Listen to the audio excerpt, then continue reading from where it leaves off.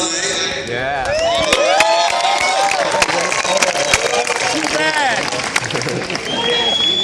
Jesus, I'm sure is a Dodger fan. And the gospel is a gospel of reconciliation. And we know that tonight because we have a home plate umpire and a pitcher and a catcher all sitting together.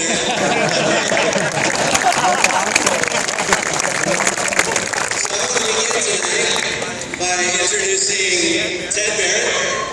He did a fantastic job tonight. Ted's been an umpire for 25 years and 18 in major leagues. And Ted's got a powerful testimony. So. Well, thank you for clapping. I'm not used to that. So. Man, I just think it's awesome. Like he said, we've got an umpire, a pitcher, a catcher. You know, ball players and umpires, they're like cats and dogs. That's the way it's always going to be. But we have something in common up here. We all have a love for Jesus. And we see that in the field. Our spirits connect. We're out there. They're competing. We're trying to do the best job around the game. And we see that what Jesus is doing in their life. And I want to say that I want to give you some encouragement. No matter what you do for a living, whether you're a major league player or an umpire, whether you're a nurse like my mother, a welder like my father, God has strategically placed you in that profession for His glory. And so, when you wake up in the morning, go to work, I just hope that you're able to reach out, help somebody out, maybe invite someone to church, start a Bible study, because the only way you're going to be satisfied is when you join in with what God's doing and get involved. And so I just want to say that Jesus loves umpires. He loves you too. So thank you very much.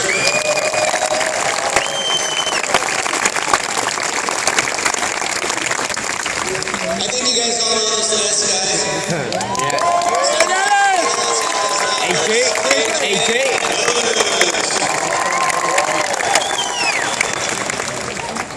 Yes, as Brandon mentioned, this has been a highs and lows type of season. And right now we're riding the highs and we're enjoying it. We're having a great time going to the ballpark and getting together every day. And the big reason why is the chemistry that this team has. And part of it is the love for Jesus that a lot of these guys have together. It's something we hold each other accountable and keep each other going in the right direction. For me personally, I just ride the wave of going up through the minor leagues so slowly and knowing there was a plan for my life. But kind of wanted to rush that plan from time to time. And it took a while for me to realize that I need to make Jesus and God the director of that dream.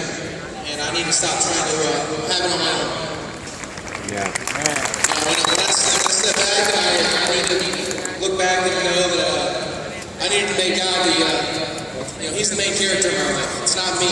And it's up to me to just be a part of that and support His mission and be a servant to everybody that I come in contact with. And it's my job on this team as a catcher is to serve my teammates, serve my pitching staff first and foremost. And that's what I'm trying to do as a ball player and trying to show Jesus everywhere I go. Thank you guys. Wait.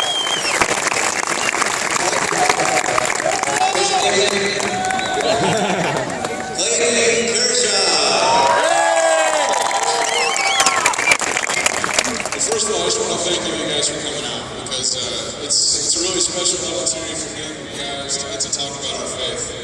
And coming to the ballpark every day, we don't get to interact with every single person in the ballpark. And so our actions really got to show.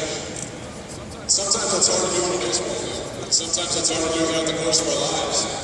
And especially when you guys go to work, you go to school, and have interactions that we get to have with you guys right now.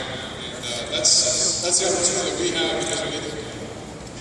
I'm so thankful for that opportunity. us remote speakers. It's not the easiest thing to do for me, at least. But one thing that I know today is that it's such an incredible opportunity that we all get to talk about Jesus and just what it means in our lives. Brandon and AJ were talking about highs and lows, and as a starting pitcher, it's tough. I know when I first came up, I had a lot of lows. You're pitching every fifth day, and you can only contribute once every fifth day. If you pitch bad, you got to sit there and think about it every 4 days. For me, when I first came up, it's I made baseball in the summer. I was so wrapped up that I want to stay here. I want to do so good, and I didn't want to look back down. I didn't want to do this. I wanted to just contribute. And it wasn't until I started realizing the ultimate picture that I'm here, and it's to glorify God. And you can do that by losing, and you can do that by winning. And now that we're having some success as a team, individual success and things like that, you realize that can be taken in an instant. And Ellen, my wife, always tells me that, we talk about this a lot, that I'm gonna retire one day, and 5-10 years after you retire, no one's gonna remember who you are. And but the legacy you leave off the field is gonna last a lifetime. And that's the message that we're trying to get across. And it doesn't have to be baseball, it can be in any sport that you have. That's just our mission, guys, just to spread the gospel as best we can and use baseball as that platform. So thanks for having me, guys. Appreciate it.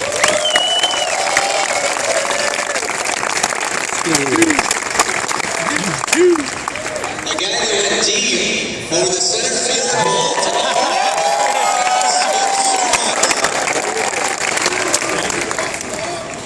first off, someone's going to know who he is in 5 or 10 years. My testimony is, I didn't grow up with Jesus in my life, in my household. My parents weren't real religious, and so I didn't get to know Jesus until 2005, 2006, 2000. A guy named Adam Wainwright, which I'm sure baseball fans know, introduced me to him, and it changed my life. And I was a lot like Kirsch. Baseball was everything. I would take it home. If it was a bad game, take it out on my wife because she didn't understand. And it was real tough on me. The thing about what Adam, I think, was so special for me was he didn't feel down my throat. He let me walk on my own and learn him on my own, and not how it was supposed to be for me. And since then, I've learned to walk with him, and I'm still learning. I mean, it's a process.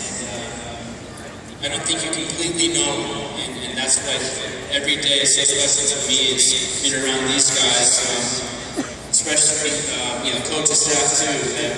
I keep learning who he is. And my favorite verse is Proverbs 16:9. It says, the man makes his plans, God determines his steps. And for baseball, that's a huge verse.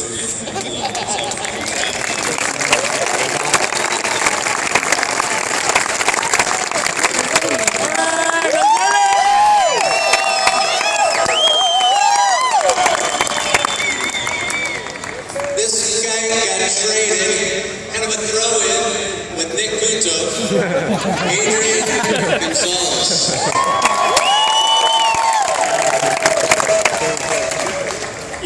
Like everybody is saying, my testimony, I grew up in the church, but I went to church kind of like a checklist. Hey, I went on Sunday, I'm good, we'll go. I would be sitting in church, looking at my clock, just making sure when the hour and a half went by so we could go somewhere else. So going to church didn't really make me or allow me to be in church. And so when my wife and I were about to be married, I knew that in my heart I wanted something more to grasp on for our marriage, for myself, for me to grow as a husband. After we got married in 2003, actually it was at baseball chapel. I gave my life to Christ in April. And like I said, like everybody's been saying, baseball was my life. Having a great day, I was the best person to be around. Having a bad day, even if the team won, I was the worst person to be around. And giving my life to Christ really changed my life. in that respect, and understanding that, all I can do is do the best I can do. And if I do the best I can do, win or lose, I'm going to be happy, and so everything's going to be good. The times I'm really mad at myself is when I know that I didn't give it all when I was out there. And so, for me, that really changed the way I think, the way I live my life, and the way I do everything on and off the field. This year, I read a book called The Cure, and I've really been dwelling on a couple things in the book. One of the things the book really divides two things for believers. Trying to do good intentions for Christ and understanding God's grace, and in return of God's grace, doing good things. And a lot of people think you can win everlasting life by doing good things. And that's not the case. God gives us grace. And in return, we have everlasting life. We have to make the decision to give our decision to life. Our decision to live our life for Christ. And understanding that really makes me, and it'll make a lot of people understand what grace is. And when you understand grace, you have peace in your life. No matter what situation you are in your life, you're going to have peace because you understand that God's in control. He's doing everything for His glory, not your glory, for His glory. But you're going to have everlasting life because of that. And one thing that really makes me understand is the fact that, for me, I speak Spanish. And I understand the word gracias. When somebody does something good and you appreciate it, you say gracias. You don't do something, then you say gracias to them. So grace, for me, the way I think is, Jesus did something for me, so I'm going to say gracias. And because of that, I understand that it's something that's not for me, that's something I do, and I try to learn.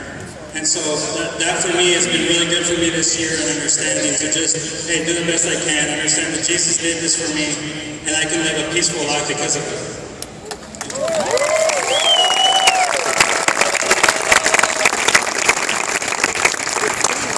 These last two guys on the end, Skip alluded to, and the guy standing over there, I think you know Mr. Mattingly over there. The coaching staff for the Dodgers is awesome, and I don't just mean on the field, I just mean the character of these men. When I first came to the Dodgers, Rob Flippo, this next guy, was probably the first guy that I got to meet, and he's done nothing but grow in my esteem over those years. Just an awesome guy, Rob Flippo. I guess this is where the program starts to slow down because we're not as spectacular as this group. But when somebody comes to the big leagues for a very short time, they call it having a cup of coffee in the big leagues. Well, I had a cup of coffee in the minor leagues, so I was there for a very short time. I didn't grow up in the church, but I was exposed to the gospel by different people. I went to baseball chapel when I was in the minor leagues. And I think like a lot of people that are playing at a competitive level, you start to worship the sport. And baseball was kind of my God. And over the years, God tried to get my attention. I didn't respond very well. It took a long time. Once I got released, it was a very difficult time. I had no idea what I was going to do. I put everything in that introduced Christ to me.